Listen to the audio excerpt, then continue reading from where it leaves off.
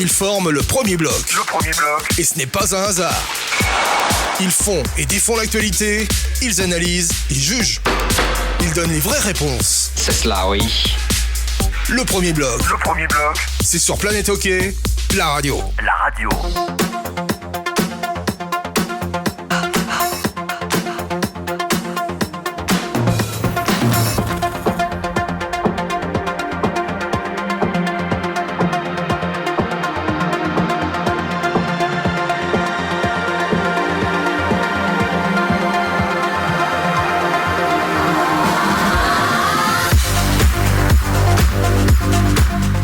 Madame, monsieur, bonsoir, bienvenue, c'est le retour du premier bloc. Enfin, on ne vous a pas totalement abandonné puisque nous étions là cet été, notamment à l'occasion des deux grands tournois romans d'avant-saison à la Vallée de Joux et à Yverdon. Mais notre rythme régulier du lundi reprend donc aujourd'hui et depuis notre stam habituel, à savoir le tête de course, le Bike and Coffee qui se trouve à l'avenue Violier à Nyon. Fine équipe encore une fois avec, vous l'avez lu sans doute sur le site Planète Hockey tout à l'heure, un nouveau chroniqueur aujourd'hui.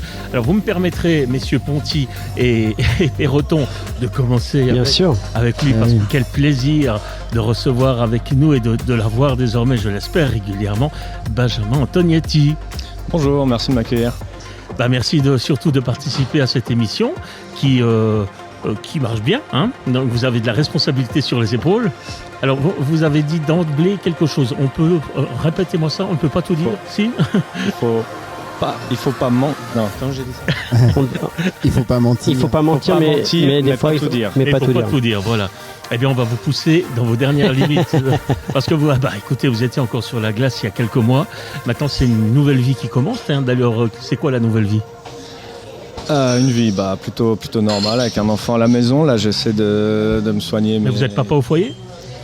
Quasiment, ouais, quasiment. Ah ouais. Là, je dois me soigner. Là, j'enchaîne un peu les rendez-vous médicaux, les choses comme ça. Et sinon, un peu père au foyer en ce moment. Ouais, en ce moment. Ouais. Et vous voyez continuer dans quoi ? J'ai pas choisi pour être honnête. Hein, non, pas possible pour être honnête. Malheureusement toujours pas. Dans le hockey quand même un peu. Peut-être pas sûr. Après, c'est vrai que plus j'attends, plus les portes vont se refermer. Ce ne sera pas une grande déception, disons. Je suis un peu ouvert à tout, mais d'abord, il faut que je me soigne, parce que sinon, je peux m'engager nulle part. Oui, c'est ça. Bien, alors, bienvenue Benjamin Antognetti dans notre équipe. Bienvenue à Laurent Perroton. Bonsoir Philippe. On a suivi vos péripéties pendant les vacances. Il faisait beau, chaud, vous étiez en famille. Ça fait du bien. Vous êtes soigné. Ouais, vous avez pris 5 kilos. Ouais, j'ai recommencé l'entraînement et c'est une catastrophe. Ouais. On a joué samedi, là j'ai cru que j'allais faire une attaque. Ouais. Mais voilà, ça fait partie des plaisirs de la vie. À propos de plaisir de la vie, je crois que Christian Ponty, on va pas le plaindre. C'était bien ces vacances. Ouais, bon, moi je suis allé dire bonjour à la famille en République dominicaine. Donc, il y a pire. Ouais, c'est ça. Voilà, moi j'étais à la Vallée de Joux et à Yverdon. Au frais. Voilà. Au moins j'étais au frais. Bernard Stalder. Et on a coupé nos vacances. On est rentré rapidement pour aller au hockey. Vous êtes trop bon. Bon, messieurs, on va reprendre nos rubriques habituelles, puisque tous les lundis, je vous rappelle qu'on se retrouve à 18h. Et puis il y aura plein de rediffusions à l'avenir. La radio va un petit peu changer aussi. Il y aura un petit peu moins de musique et un petit peu plus de hockey sur glace. Il y aura aussi plus de rediffusions. Alors par exemple, cette émission, aujourd'hui, vous l'entendrez à 18h, mais également à 20h, à 22h. Demain, vous l'entendrez à 8h, vous l'entendrez à 14h, également à 16h, si je ne m'abuse. Enfin bref, il y a plein de rendez-vous. En boucle. Comme ça, vous ne pourrez pas nous éviter. Et puis si vous arrivez quand même à ne pas entendre cette émission, on sera sur YouTube. Donc, Planète Hockey Center. Planète Hockey Center, effectivement. Alors messieurs, on va commencer avec notre première rubrique et notre rubrique habituelle qui est le casque d'or et le casque de plomb. La dernière fois, on avait laissé la priorité à Ponty. Est-ce que vous avez envie de commencer, Benjamin ? Ok, alors, j'ai vraiment travaillé. Oula. Alors on commence par le plomb ou par l'or ? On commence toujours par l'or. Alors allons-y, votre casque d'or. Alors, casque d'or de la semaine, de ces derniers jours, des derniers mois. C'est assez simple, j'ai vu un match de hockey là depuis le début, c'était l'autre soir à Genève contre Rouen. Donc 9-1, le job était fait, casque d'or à l'équipe. Voilà, simplement. Simplement. Voilà, une démonstration, je crois. Oui, bon, après Rouen, voilà, ils avaient un voyage de 20 heures, ils avaient pris 3 avions avant d'arriver, ils n'ont pas eu à manger à l'hôtel, c'était OK dans le contexte. Genève Servette a fait le nécessaire, pas manger à l'hôtel. Qui a décidé ça? Non, ça les concernait même pas. Dans la logistique, c'était compliqué. Ouais.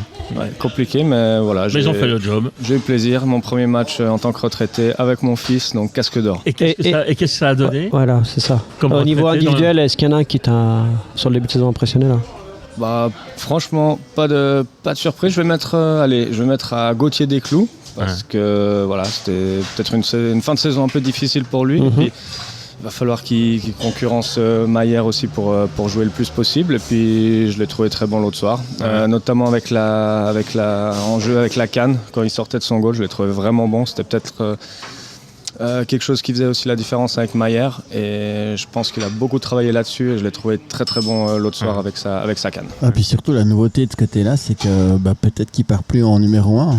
Parce que l'année passée, c'était le cas. Au début, au début, je me rappelle. Ouais. À titre individuel, juste pour la parenthèse, vous avez quand même pas mal manqué, vous avez été blessé, etc. Mais c'est la première fois officiellement que vous étiez dans des tribunes sans avoir un espoir de retour sur la glace.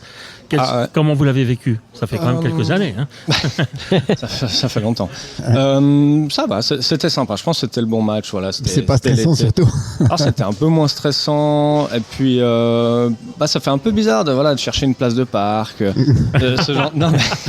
c'est con, mais c'est vrai. Non, mais c'est bête, mais c'est vrai. Je savais pas me parquer. En fait, arrivé là-bas. Allez en vélo, faites comme Articaï. Ouais, mais là, je suis retourné dans la région de Lausanne. C'est un peu long. Là. Avec le petit derrière, c'est un peu long. Sur l'autoroute. Mais voilà, chercher une place, ce genre de choses. Non, mais j'ai eu du plaisir. Et puis, j'ai regardé vraiment le match détendu. Voilà, c'est sympa aussi de connaître les gars qui jouent. Et puis, j'avais plaisir pour eux, pour ceux qui marquaient, etc. Donc, ça, c'était cool. Après, je suis descendu au vestiaire dire bonjour, les coachs, le staff, tout le monde. C'est très sympa. Vous avez reconnu, c'est bon. Oui, ils vont pas m'oublier. Puis c'est ton premier match en spectateur en tant que champion suisse. En plus. Oui, aussi, faut pas oublier. T'as dû serrer des mains là. Ouais, après quelques-unes. Voilà, non, mais je me suis mis un peu dans mon petit coin tranquille. J'ai dit bonjour un petit peu, mais. Et puis le jour où on vous oublie un petit peu, vous remettez la médaille autour du cou et tout le monde se retourne sur votre passage.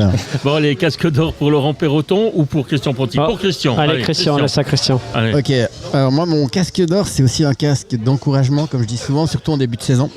C'est pour Evan Huet parce que il a fait des débuts tonitruants avec son équipe c'est les Regina. Et puis surtout moi ce que je trouve quand même pas évident c'est que c'est le fils de. Il est gardien, il part en Amérique du Nord avec un père qui a joué en NHL. Et en fait, j'ai lu les commentaires de l'entraîneur. Il a dit qu'il a joué comme un vétéran. Alors, juste pour l'anecdote, on l'avait dit l'autre fois, mais on oublie peut-être de dire aussi que Evan, il a joué son premier match en National League à 17 ans. Et que le dernier qui a joué en National League à 17 ans, c'est un certain Akira Schmidt. Avec Ehlers. Donc ce que je veux simplement dire c'est qu'il est bien lancé. En tout cas il y a un truc qui m'a fait penser à son père, c'est qu'ils ont dit qu'il était extrêmement calme et je pense que pour être gardien il faut être calme. Je sais pas si vous avez vu, mais 85 comme son père, donc il est un peu sur les rails le gars. Mais j'ai parlé avec Christo au Festi Hockey et puis la première chose qu'il m'a dit c'est il sait ce qu'il veut. J'ai dit tu vas aller le voir, ouais on ira, mais lui il est pas demandeur. En fait il sait exactement où il veut aller, il a sa planification et puis il a ses steps pour progresser. Donc moi j'ai toujours une estime encore plus importante sur les fils d'eux parce que c'est vraiment difficile de vivre dans l'ombre de ton père et là il est en train de se faire un nom, un prénom surtout. Donc c'est vraiment très bien il a attendu, et très très bien pour l'équipe de Suisse. Attention Christo, parce que même après avoir été accueilli au Hall of Fame, il pourrait très vite devenir le père de. Peut-être. C'est ce qu'on lui souhaite, ce qu'on leur souhaite. En tout cas, s'il devient le père de, Evan va être tout en haut. Voilà, c'est le Hall of Fame assuré. C'est ça. Laurent Perroton. Casque d'or à Philippe Ducarreau. Vous connaissez. Il faut que j'en profite au début de saison. Vous connaissez la vérité si je mens. Il faut donner la chance au produit, Philippe. Alors, moi, vous savez que je lis très peu la presse et que j'aime bien me faire mes propres avis en regardant les matchs. Et je me suis fait avoir par vous. J'ai lu votre interview de John Foust avec l'article, évidemment, qui m'a attiré. Et puis du coup, John Foust, vous êtes très sympathique. Non, mais moi, j'ai pas de problème. On a eu une longue conversation avec le CEO Chris Wolf. J'ai pas de problème avec ça, mais par contre, quand j'ai lu l'article, évidemment, j'étais complètement déçu par rapport au titre. Et je sais que dans votre article, vous mentionnez le fait que John Foust a été agacé un petit peu par les chiffres qui ont été donnés sur le départ d'Odette. Alors, j'ai beaucoup travaillé, j'ai appelé tout le monde, et en fait, ce qui vous a retranscrit, c'est qu'il était le seul avec le joueur à savoir exactement le montant. Il y a aussi Ajoie qui doit être au courant. Moi, je pense qu'il y a le directeur sportif d'Ajoie, il y a le board d'Ajoie, il y a le board de Lausanne, il y a les agents, puis la famille peut-être. Donc ça fait du monde, ça. Ça fait du monde. Ça fait du monde. Donc, tu les as tous appelés. Non, mais j'ai appelé déjà la première chose. On ne va pas donner des chiffres parce que ça concerne. On va rappeler simplement qu'il était en KHL. Juste quand même rappeler les circonstances. Donc, vous avez d'où j'ai dit, je ne sais plus qui l'a. C'était moi. C'était vous. Qu'en fait, le 20% du salaire était pris en charge par Ajoie et que Lausanne paye encore le 80% du salaire. Exactement. De Daniel Odette. C'est les bruits qui couraient un peu. Fous a dit, je ne sais pas d'où viennent ces chiffres. Alors, pour répondre, déjà, l'historique, c'est qu'il avait un gros contrat en KHL. L'entourage et la famille d'Odette étaient proches de Svoboda. Svoboda l'a fait venir à Lausanne, donc je vous laisse déterminer les chiffres. C'est ce on va pas donner les chiffres. Maintenant, ce qu'il est clair, c'est que c'est un montant assez important. Il a été transféré à Ajoie. Et en fait, ce qui ressort un petit peu du milieu des agents, des directeurs sportifs, etc., c'est que ce serait du 40-60 ou du 50-50. Sur les deux, j'ai eu 4 versions. Il y a 2 versions 50-50 et 2 versions 40-60. Donc voilà. Comme ça, il ne sera pas fâché. Et puis, si c'est pas le cas, il fera une communication. Mais c'est un petit peu ça, et c'est un petit peu logique. Si on regarde un peu le budget d'Ajoie, le contrat estimé de Odette, il est clair que Ajoie peut pas mettre 80% de ce contrat. Je vais vous dire un truc. Pour finir, alors, on a lancé cette info-là. Et maintenant, c'est fait. Odette, il joue à Ajoie, il joue plutôt bien. Il joue très, à la limite, maintenant, le contrat, on s'en fiche. C'est le problème des clubs maintenant d'assurer leurs obligations. Bien sûr. Nous, on va rester sur le domaine sportif. On va rester sur le domaine sportif, mais juste pour aller dans le contrat, quand même, une dernière chose. En Suisse, quand vous avez un contrat de travail, il doit être respecté. Ils sont toujours respectés par les clubs. Des fois, il y a des petites tendances. C'est si d'un coup vous changez de club et on vous prolonge, vous pouvez peut-être réduire votre contrat annuel et le diluer sur plusieurs saisons, ce qui n'est pas le cas pour Odette. Donc du coup, le contrat signé par Lausanne, par M. Peter Svoboda, doit être réglé aux joueurs mensuellement. Voilà. Bien, merci pour ces précisions, Laurent Perroton. C'est important. Merci pour le casque d'or. Puisque moi aussi j'en ai un, mais je vais être beaucoup plus court. Je suis très tessinois aujourd'hui, tant pour le casque d'or que pour le casque de plomb. Et je reste à Lugano. Tout d'abord, le casque d'or pour le HC Lugano, messieurs. Tout simplement parce que je me suis creusé la tête pour essayer de les placer dans un pronostic, dans un classement cette saison. Et c'est le club qui, par excellence, pourrait être une grosse surprise ou une grosse déception. Enfin, déception non, parce que pour le moment, ils n'ont pas été super bons. Mais je savais pas où les mettre. Ils ont fait des bons matchs de préparation, ils ont beaucoup gagné en préparation quand même. Donc du coup, ils m'ont obligé, le HC Lugano m'a aussi beaucoup obligé à creuser de l'autre côté, et j'arrive à la conclusion que Lugano, ils peuvent finir autant 4e que 10e. Beaucoup d'équipes. Comme beaucoup d'équipes. Donc du coup, moi, j'ai pris plein de risques, je les ai mis au milieu, 7e. C'est ce que vous lirez dans le planethockey.com d'aujourd'hui sur l'article de présentation du HC Lugano, tout simplement pour vous dire que Lugano, que je voyais très moyen, a quand même réalisé 6 belles victoires sur ces 7 matchs amicaux. Sa seule défaite étant contre le HC La Chaux-de-Fonds. Le premier match, et puis il y avait pas tout le monde qui était aligné, donc on fait jouer les plus jeunes. Mais après, ils ont eu des bons résultats. Donc puis, attention, et puis surtout, ils ont changé un peu la mentalité de certains joueurs dans l'équipe. Ils ont rééquilibré au niveau des étrangers. Il y a des joueurs qui ont été confirmés. Derrière, ça me paraît un poil meilleur, même si. Un poil seulement. Parce que franchement, pour moi, c'est la grande interrogation. Mais je sais pas ce que vous en pensez.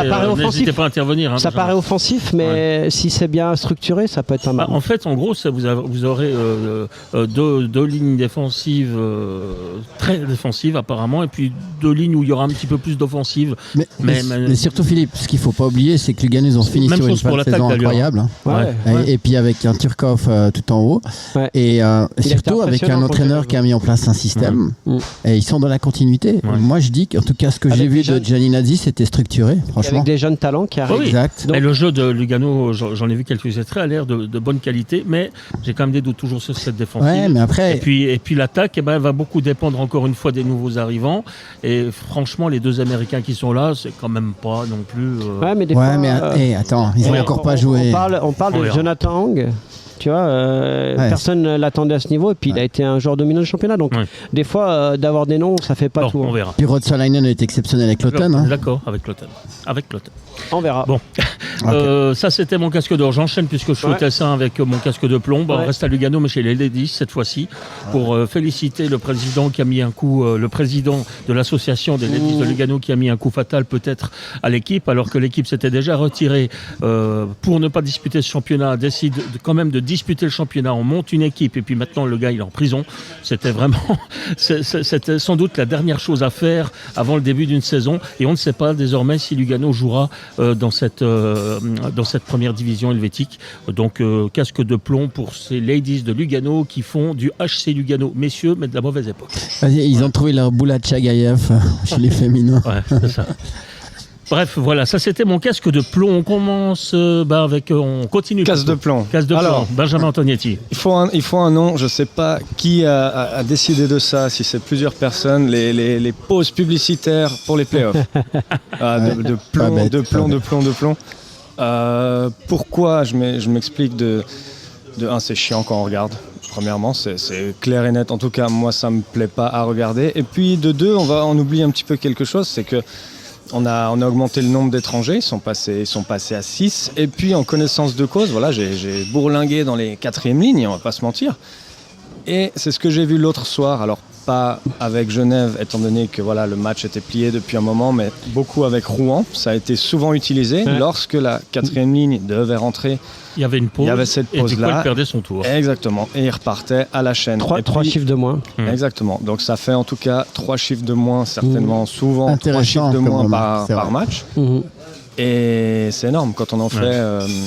On va dire que voilà, il en faut en tout cas 4. C'est très bien si on en fait, si on a un peu de box-play, peut-être 7. 7, c'est le grand max, voilà, en 4e ligne.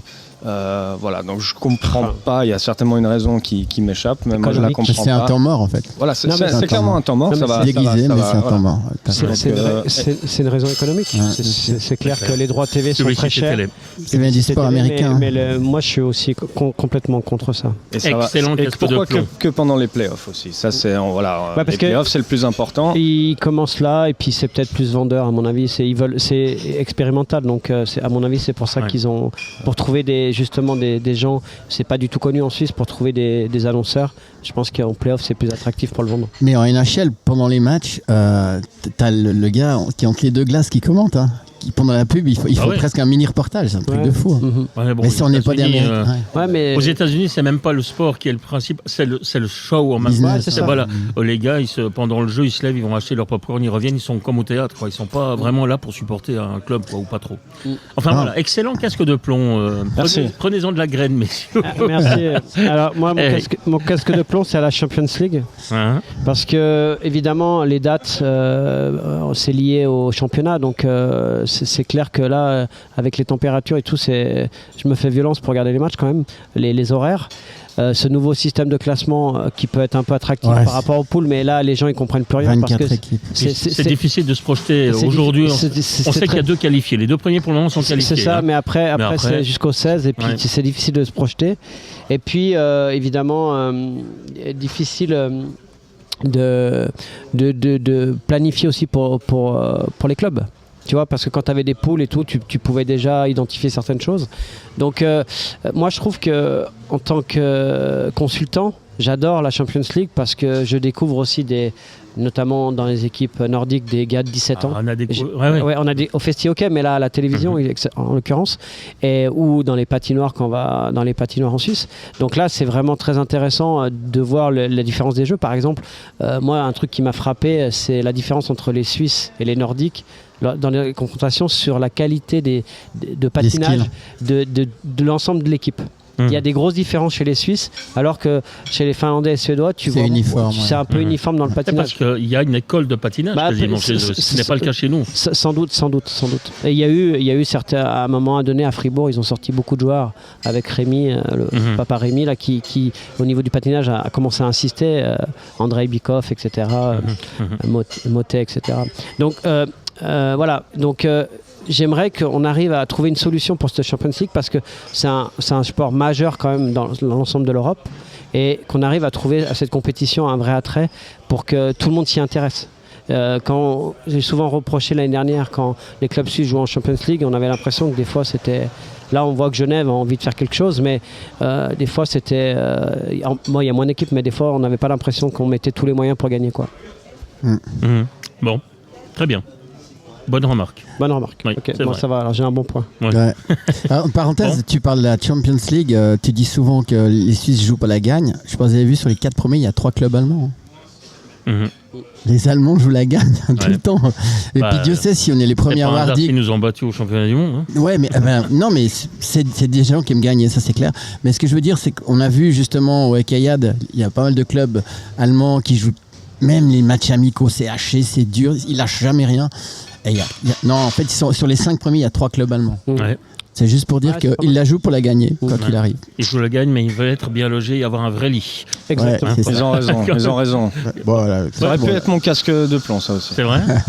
Nous, on a dormi il y a 10 ans dans ces dortoirs. sûr, On y a dormi. On y a dormi, on n'a rien dit, on était en Ligue B avec Lausanne. Ouais. Non. Alors, 10 ans après... C'est le point faible des Hockeyades. Pourquoi Lausanne, Genève ne dort plus là-bas? Bon après, c'est comme on a dit, Genève ils sont venus en voiture privée, c'est pas pour rien. Non mais oui, bien sûr. Bien sûr, mais il y a une raison de pourquoi. Pourquoi Lausanne on a arrêté d'y aller? À l'époque, on faisait la semaine là-bas. Pourquoi on a arrêté? Pourquoi Vitkovic reste toute la semaine? Non, mais parce qu'ils étaient dans les autres dortoirs. Ils n'étaient pas dans les mêmes. Mais Benji, ils étaient dans les autres. L'année d'avant, ils y étaient. Ils ont demandé à changer. Mais une des raisons, c'est que le fameux hôtel... il y avait un superbe hôtel au Sentier. Mais un peu trop loin. Non, il a fermé. Il a fermé. Ah bah oui. C'était un super hôtel. Tout le monde allait. Ouais, c'est ça. Si c'était un Lausanne, on dormait dans cet hôtel. Voilà. Bon, c'est une des raisons. Je voulais juste faire cette petite remarque. Voilà, Christian. Ouais, alors, moi, dernier casque de plomb de la journée. Mon casque de plomb, moi, c'est drôle parce que. qu'on est déjà 20 minutes d'émission. Vous êtes super aujourd'hui. Moi, mon casque de plomb, il est en lien avec le casque d'or. Alors, je m'explique. Alors, c'est suite à une interview de John Fuss paru dans Planète Hockey par un certain monsieur Philippe Ducarreau. Qui pose une question. Vous savez, monsieur Finger, on aimerait bien lui parler une fois. C'est compliqué. Réponse, il faut simplement faire la demande. Voilà. Alors, en fait, c'est pour ça qu'on n'a jamais pu lui parler. Alors, Ducar, on fait la demande officielle. Il est invité. Je sais pas ce que tu en penses. Ouais. Il parle français. Une réponse plus rapide que pour le duo Foust et Dupreux que j'avais demandé. J'ai toujours pas la réponse. Moi, j'adore l'humour. Je suis le premier. Mais qui c'est le responsable de la presse à Lausanne? En fait, ça a changé. Alors, Thérèse n'est plus là. Elle est plus là, Thérèse. Alors, on avait vu ça avec beaucoup de plaisir. Avant, il y avait l'ancien rédacteur en chef du 24 et puis maintenant, en fait, je sais pas trop. Il y a Thérèse. On va se renseigner, parce que c'est vrai que c'est vrai qu'elle est plus là. Elle est plus sur l'organigramme. Bon. D'accord. Enfin, apparemment. Ok. En tout cas, Philippe, okay. On la lance cette invitation à M. Finger? On va la lancer. Et puis je la confirmerai par écrit. Ok. Voilà. Alors Monsieur Finger. Je prends au mot. Ouais. D'accord. Il faut juste demander. Alors on demande. Ouais. On aimerait voir Monsieur Finger. Moi j'aimerais bien lui parler. Vous allez quand même me donner du travail, vous. Ça... C'est vous qui vous êtes donné du travail. C'est vous qui avez fait l'interview. Bon, c'est vrai. Bon allez, on va continuer avec l'émission. Je vous rappelle que nous sommes toujours aux têtes de course, le Bike & Coffee de Nyon, chez notre ami Philippe Kneubuller, qui va donc continuer de nous accueillir tous les lundis. Pour être tout à fait honnête, cette émission n'est pas vraiment en direct. En fait, on l'enregistre à 14h. C'est important de le préciser parce qu'il peut y avoir des informations qui tombent entre 14h et la première diffusion à 18h. Donc voilà, comme ça, on joue aussi carte sur table, on joue la transparence puisque c'est le grand mot à la mode. À la mode. Et surtout, ça explique en partie le bonjour de Benjamin et non pas bonsoir. Alors justement, avant de continuer, pour rigoler, parce que c'est sans doute une erreur, mais pour rigoler, vous savez que Fribourg-Gotteron a fait paraître un nouveau magazine sous la direction de Marc-André Berset, et j'ai reçu donc ce magazine avec une lettre d'accompagnement, et la lettre d'accompagnement était signée de Marc-André Berset, responsable marketing, event, etc., et puis de John Gobi, responsable de la sécurité. Ah ouais, pourquoi pas. Voilà, donc responsable du box-play. Oui, enfin voilà, donc responsable sécurité John Gobi, je pense. Responsable des slashing. Il y a dû y avoir un petit bug. Il y a dû y avoir un petit bug. Voilà, ça c'était juste pour rigoler. Marc-André a débordé. Bien, Laurent Perroton, vous avez fait un petit menu? Ouais, question. On commence avec les questions. Si vous voulez. Allez, allez-y. C'est vous, responsable des questions. Il me semble que j'en fais beaucoup là. On devait avoir des adresses email, mais les gens ils nous retrouvent sur les réseaux sociaux. On attend toujours notre patron qui nous fasse des adresses email, mais il n'a pas le temps. C'est un peu de ça. Bon alors, une question de Christophe Chablot, je ne sais pas où c'est en Valais. Ouais, ça peut être un gars de Martigny. Un gars Chablot, il y en a dans le canton. Alors, j'y vais vraiment en vrac. Et puis après, si on parle d'un club, on pourra peut-être éventuellement prolonger sur le même club. Les jeunes Suisses qui étaient en Amérique du Nord débarquent en Suisse. Retourne. Alors de mémoire, il y a Canonica, il y a Rochette. il y a Rochette, etc. Selon vous, coupent-ils les ponts pour une future carrière en NHL? Non, mais s'ils sont ici, c'est déjà que c'est pas tout de suite le moment pour la NHL. Et puis je pense que ça peut être une très bonne rampe de lancement de faire déjà de la Swiss League, la National League, parce que le niveau est quand même plutôt élevé. Et ça aussi, ça donne pas obligatoirement une place. Ça, il y en a qui comprennent pas des fois chez les fans. C'est pas parce que tu viens d'une ligue junior canadienne que tu es automatiquement titulaire dans une équipe en Suisse. T'as vraiment encore. Puis ça dépend aussi des joueurs. Il y en a qui ont un profil physique qui est déjà prêt, il y en a qui sont pas prêts. Enfin, du coup, moi je pense. Tout le monde n'est pas Ryan Bacher, disons. C'est ça, exact. Ouais, clairement. Ouais. Je pense. Ou Akira Schmidt. Mais Reinbacher, c'est un bon exemple par rapport dans son rôle et dans son profil. Il était quand même dominant en National League. Donc il est clair qu'il y a des standards à établir pour pouvoir retourner de l'autre côté. Mais si déjà tu reviens, c'est que t'es pas dans les lignes des clubs. Peut-être que c'est dans le profil aussi. C'est-à-dire que si tu es un joueur très offensif, peut-être qu'avec des adultes, tu vas vraiment éclater et là, on va te rapatrier, mais c'est quand même rare. C'est quand même assez rare, donc il va falloir vraiment être très performant dans le championnat suisse. Il y a déjà ceux qui viennent et qui ont été draftés. Un gars comme Rochette, qui n'a pas été drafté et qu'on attendait quand même en Ligue nationale, selon vous, le retour en Suisse, là c'est terminé pour lui. Non, s'il est vraiment bon, il peut. Pourquoi pas? Ouais. Pourquoi pas? Non, il y a rien qui est fermé. Hein. Il y a même des étrangers qui ont fait quelques années en NHL, qui sont revenus en Suisse, qui ont fait des bonnes saisons et qui sont repartis. Ouais, c'est vrai. Qui sont repartis. Donc ça dépend de tes performances, mais. Dido. Ouais, tu as joué avec des joueurs aussi qui sont venus, qui sont partis. Lindbaum. Exactement. Il venait de Chicago, il est venu chez vous à Lausanne. Et puis, après, il a rejoué à. C'était où? Ottawa peut-être, Toronto, je sais plus. Donc il y a des possibilités, mais quand tu es jeune comme ça, il faut vite éclater, surtout quand tu es suisse. Voilà Christophe, ça c'était donc la réponse à votre question. On part maintenant à Néru, ça me fait marrer parce que j'y ai habité pendant des années à Néru, c'est dans le canton de Fribourg, donc ça doit sans doute... C'est votre cousine? Néru. Bon. C'est cousine Arlette. Bien sûr. Alors là ça va un peu concerner Genève quand même si ça parle surtout de Fribourg. Est-ce que la présence de c'est donc Sylvie de Néru qui pose la question. Okay. Est-ce que la présence de Patrick Aymon est un danger pour Christian Dubé? Alors, non. C'est pas un arriviste, Patrick Aymon. Il a prouvé plutôt le contraire, non? Je pense pas. Ouais, en effet. C'est pas le gars qui savonne la planche pour prendre la place de quelqu'un. Non, je pense pas. Non. Je pense pas. Et puis, c'est vrai qu'il a passé un bon moment quand même en dehors du circuit. Je sais pas exactement 18 mois. S'il a eu beaucoup d'opportunités ou pas. Est-ce qu'il a refusé certaines choses ou pas? Je sais pas, mais. Je pense que c'est un petit peu reculer pour mieux sauter. Je pense dans son idée, c'est ça. Il arrive dans quelque chose qui est assez clair. Je pense que c'est clair que c'est Dubé le patron, Pavel Rosa qui sera l'assistant. Et puis lui, il arrive aussi à se greffer là-dessus. Je pense qu'ils ont clairement dû en discuter. Les rôles seront très très clairs. Et puis je pense que ce sera très bien pour lui d'avoir aussi moins de pression. C'est clair qu'en tant qu'assistant, tu as moins de pression. Et je pense que ce sera aussi bénéfique pour Fribourg. Il y a une interview aujourd'hui justement dans le Blick de Greg Beau à ce sujet où il explique un petit peu, ça a été très très transparent en fait leur rencontre avec Dubé, avec les rôles. Lui il s'occupe vraiment de l'offensive. Vous vous rappelez que ça a été un sacré joueur de hockey au niveau offensif. Et puis moi je crois que ce qui peut amener aussi c'est dans la com, c'est une très bonne personne. Donc des fois avec certains joueurs dans l'usure sur les années avec le coaching staff, il peut peut-être la fraîcheur, arrondir les angles et peut-être donner de la confiance à certains joueurs. Je pense à Andrei Bikov par exemple. Donc du coup, moi je trouve que c'est une bonne solution et puis c'est surtout ce qui se fait dans tous les clubs d'avoir il y a tellement de travail, il y a tellement d'individualisation maintenant chez les athlètes que d'avoir plus tu es nombreux dans le staff, mieux c'est pour les joueurs. Et puis surtout, ça dépend des circonstances. Si tout d'un coup, ils se mettent à perdre 5, 6, 7 matchs, évidemment que ça peut devenir une menace parce qu'on sait très bien que les assistants, ils peuvent... Mais en l'état, c'est pas dans cet esprit-là qui vient, je pense pas. Justement, c'est une pièce rapportée qui devra ajouter justement de la valeur au coaching staff.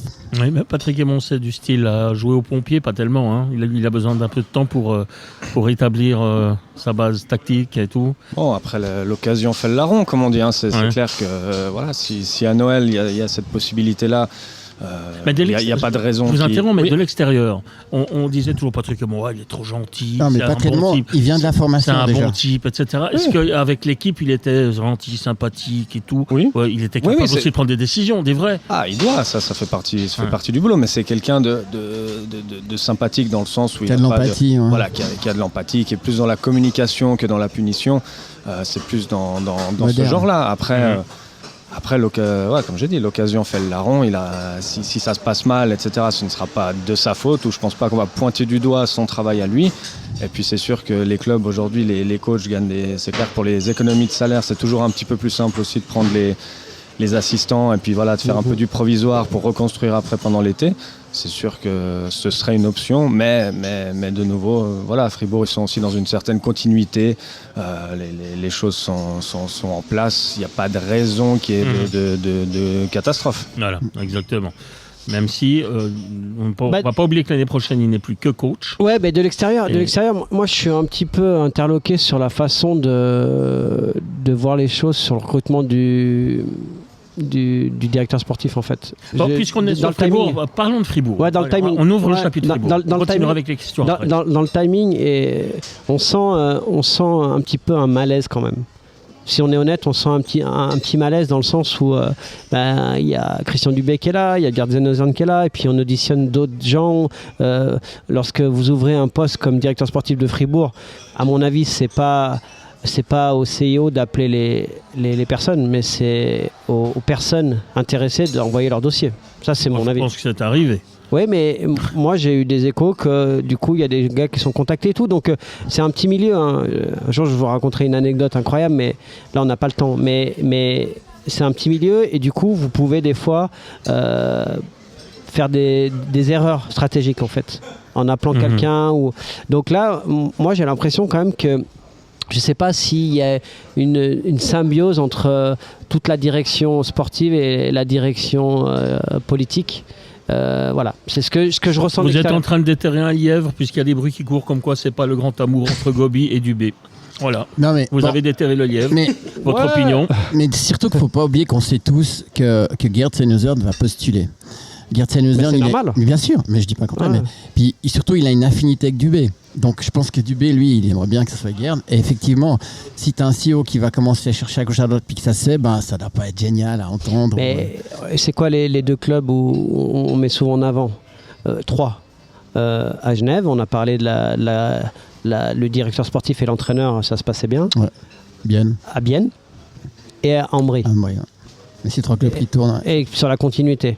Donc c'était obligé d'avoir, avec la pression de résultat aujourd'hui, le hockey est beaucoup plus regardé, il y a beaucoup plus de pression à tous les niveaux, tu es obligé d'avoir vraiment des gens de confiance. Quand tu arrives, et moi ce qui m'étonne le plus, c'est que dans tous les discours de tous les directeurs sportifs ou de tous les présidents, on parle toujours du mot loyauté. Mais si à l'intérieur de ton entreprise, il n'y a pas de loyauté, comment tu veux que ça marche? Volven, aujourd'hui, il s'exprime énormément, il s'exprime très bien, sourire. Mais Vauclair, il le voulait. On voit qu'ils sont main dans la main. Ils sont en osmose. Ouais. Quand il était avec Alston, c'était moins bon. Non, mais il savait très bien. Il arrivait à la patinoire, il savait qu'il avait une cible sur le dos et que le directeur sportif ne le voulait pas. Donc c'est difficile de travailler. Il y a tellement de pression que moi, je crois que tu es obligé de te sentir très très bien à un endroit pour pouvoir. Mais de cause à effet, dans ce que tu dis, moi je pense que le coaching staff sportif, les gens s'entendent bien. Oui. Et puis en fait, ils ont envie de rester, moi je pense, c'est une évidence, vu de l'extérieur en tout cas. Et du coup, ça va leur mettre une pression sur les résultats, parce qu'ils doivent, si ça marche, ils vont être reconduits, et si ça marche pas, il y aura des changements, je pense. On était au Festier Hockey, on sait qu'il y avait une semaine de fatigue, ils avaient énormément travaillé, ils ont fait un très mauvais match le samedi soir, mais on sentait qu'il y avait une forme de pression inhabituelle dans le coaching staff, parce que justement, il y a toutes ces rumeurs, on recherche un nouveau directeur sportif, il y a des noms qui ont été annoncés dans la presse qui sont complètement farfelus. Donc voilà, j'imagine que ce qui est important, c'est de te concentrer. Ils ont fait une fin de saison en autre boudin. Ils se font éliminer, ils se font éliminer dans les dernières rondes sur la 6e place et ils se font éliminer au pré-playoff. C'était pas du tout par rapport à la bonne saison de l'année précédente. Donc Lugano en plus. Donc voilà. Moi, je crois que j'espère que ça va bien se passer. Et pour conclure, le premier match, c'est Fribourg-Lausanne. Lausanne, ce mercredi. Ça commence. Et le match, il est déjà pression. important. La pression, elle est folle. Parce que Fribourg, à la maison, a l'obligation de gagner. Et Lausanne, avec sa préparation et tout ce qui a été annoncé, tout va bien dans le meilleur des mondes. Il faut aussi gagner. Puis surtout, patinoire pleine, il y aura de la tension, c'est comme tu dis. C'est ça. Mais moi, je pense que, franchement, il y a un truc, j'espère que cette décision va vraiment tomber en janvier, comme ils l'ont dit. Ouais. Parce que plus tu attends, plus ça peut pourrir l'ambiance. Je sais pas. Mais en tout cas, connaissant un peu Dubé, moi, c'est un mec de caractère. Et des fois, peut-être, ça peut le transcender. Ouais, tout à fait. Ça peut le transcender dans le sens où il y a des mecs, ça enfonce. Et lui, je le sens à prouver à tout le monde que c'est un excellent coach et à la direction et à devenir un homme incontournable. Donc ça, c'est une bonne chose aussi pour l'équipe. Ouais. Puisqu'on parle de Fribourg, on va encore quelque chose à dire sur Fribourg ou on passe à un autre club ou on passe à une autre question rapidement, ils ont gagné leur encore 4 autres clubs romans à voir. Ils ont gagné leur dernier match 4-3 contre Ajoie, difficilement, mais avec un goal vainqueur de winning goal de Bikoff. Des bons pipis. Donc des bons pipis. Ouais. Donc c'est une bonne victoire parce qu'Ajoie joue très très bien. Ouais. Et bonne nouvelle, Bikoff qui a déjà marqué autant de goals que l'année passée. Non, je rigole, mais moi j'aime bien ce joueur. Il n'a pas épuisé son quota. Ouais, j'aime bien ce joueur et puis en confiance, Bikoff, il peut être vraiment excellent. Ouais, absolument. Allez, je continue avec une question et là on va parler de celui qui me paraît être le favori du championnat. En tout cas, bref, c'est une question de Nino Détanière.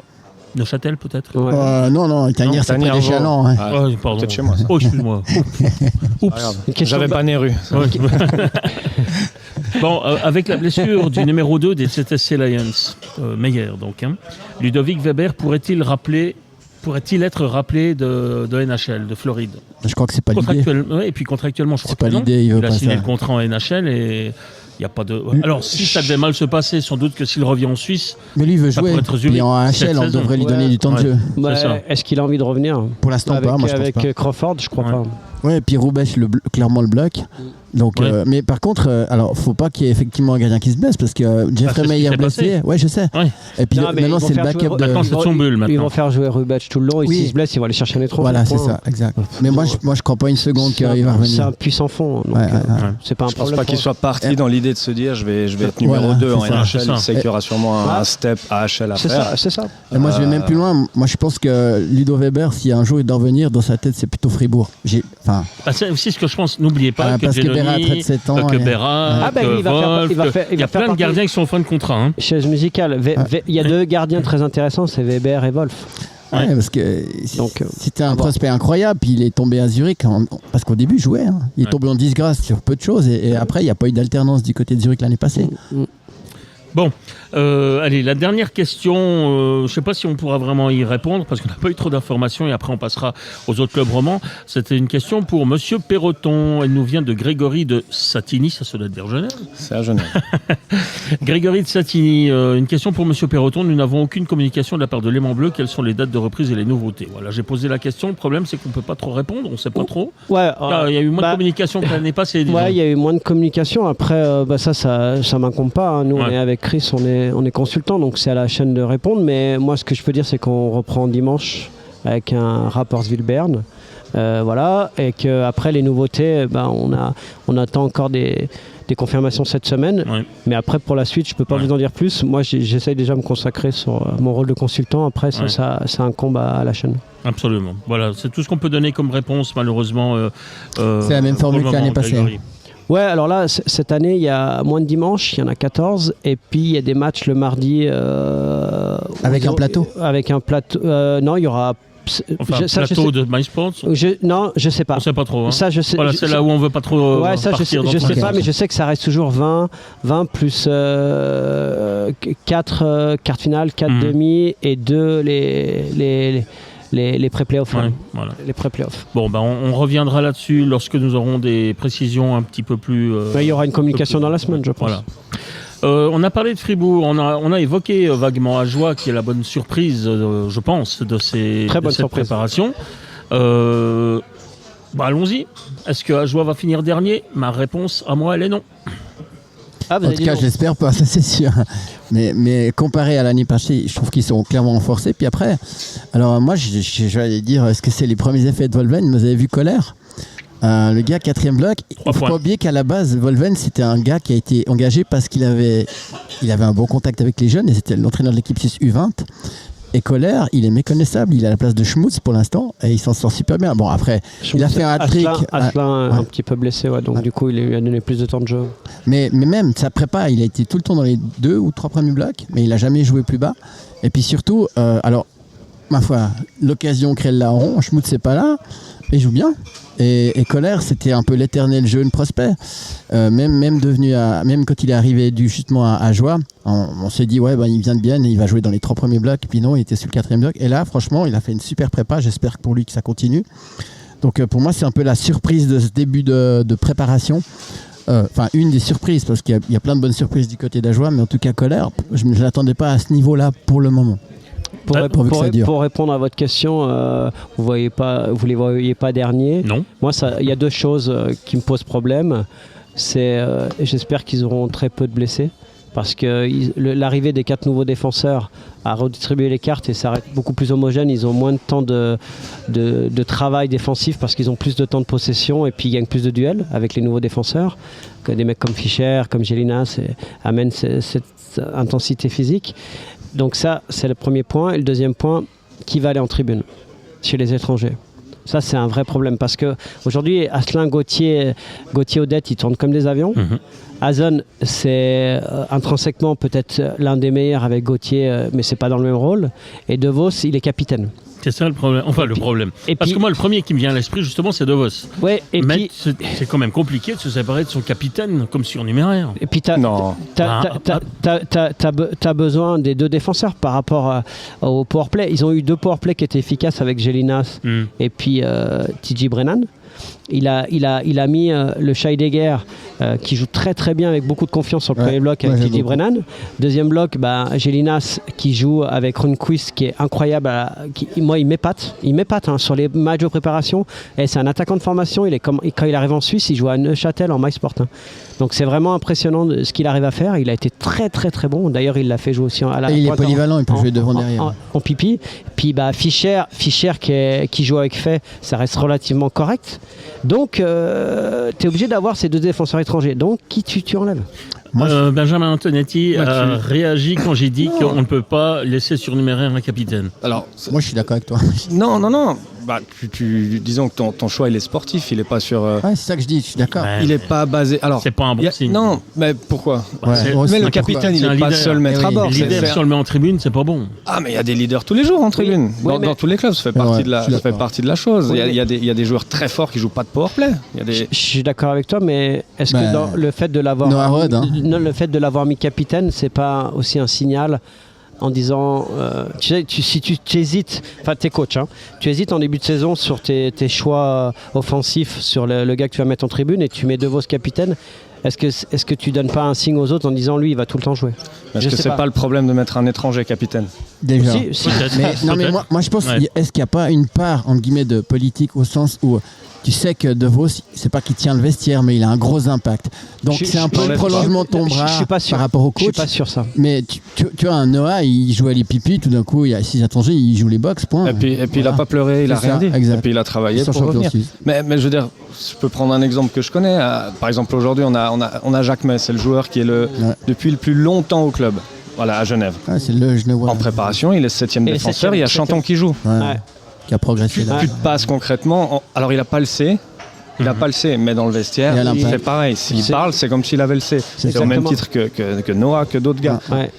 Et aujourd'hui, c'est comme ça. Et je pense qu'à Joie, s'ils ont ce problème-là, mais c'est presque tant mieux pour eux. Ça veut dire qu'ils ont plus de joueurs qui progressent. Et puis, justement, on parle d'eux plus à la dernière place. Et je pense que c'est bien. Maintenant, il y a aussi deux choses. Il y a de la manière aussi comment tu l'apportes. Si Devos il doit ne pas jouer un match ou le choix est fait qu'il ne joue pas un match, il doit l'accepter.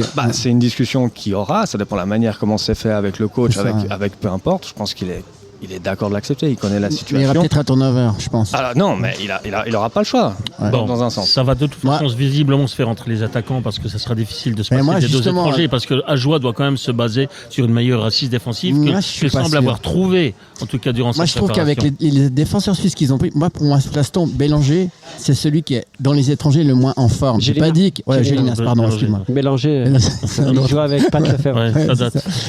JS Bélanger, t'as raison. Non, Gélinas, je dis juste, c'est celui qui revenait de la plus lourde blessure.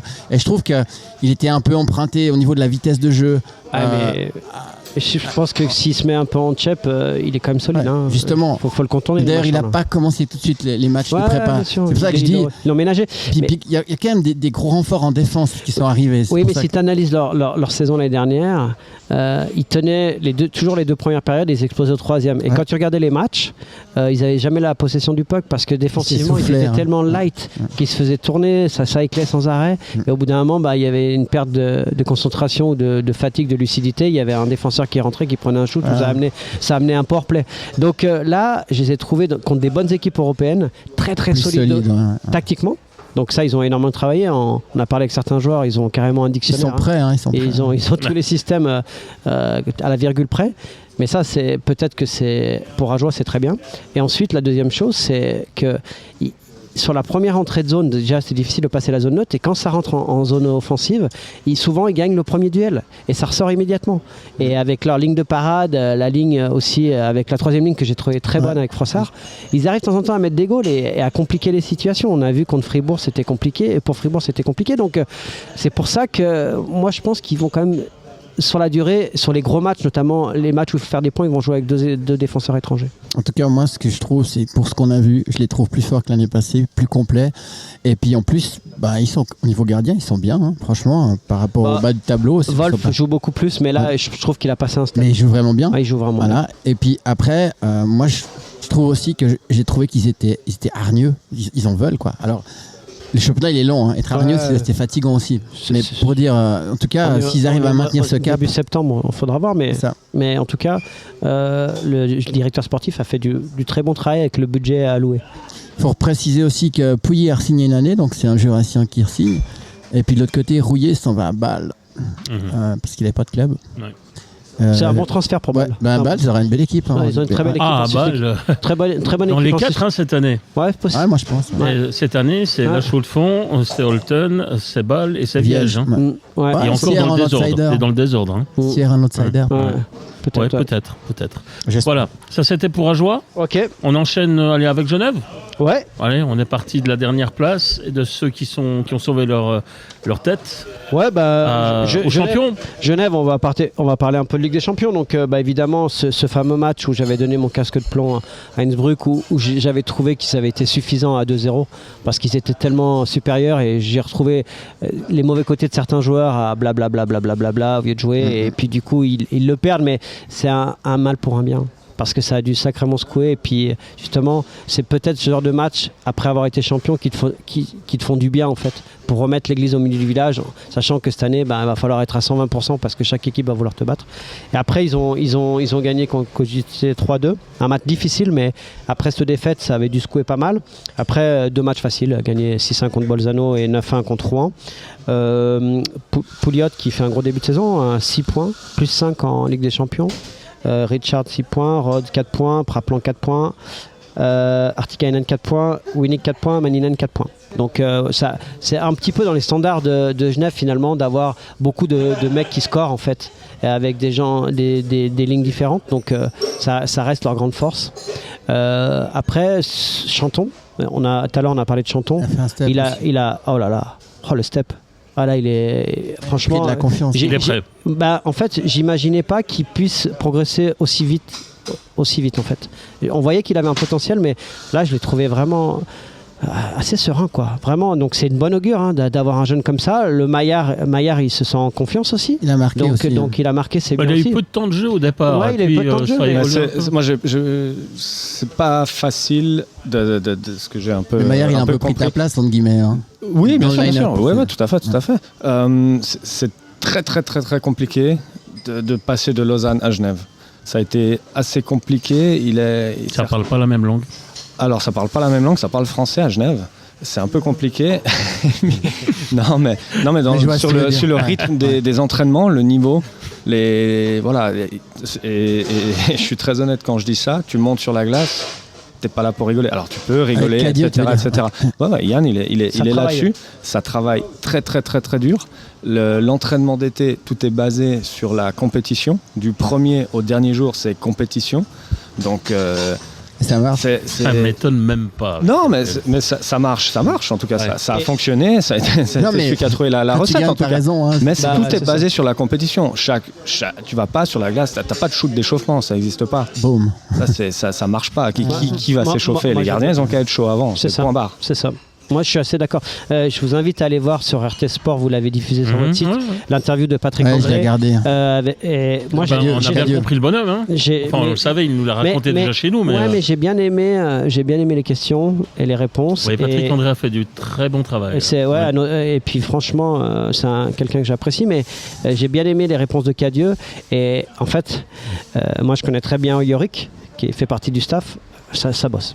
Ouais. Il y a du talent, tout le monde dit ouais, il y a des super joueurs et tout, mais c'est quand même le titre du travail. Mais c'est un staff technique de haut niveau, a dit Cadieux, et je crois que c'est vrai. Mais les choses sont mises à la bonne place, on va dire. Voilà, Yorick, c'est quelqu'un qui a, on sait, voilà, aujourd'hui je pense qu'on peut le dire, qui dans quelques années ou moi je l'ai dit, bientôt il sera numéro 1. Il était meilleur entraîneur de France. Hein, exactement, je sais pas où, voilà, ça c'est pas la chose. Franson, c'est top comme entraîneur assistant parce qu'il a un contact humain.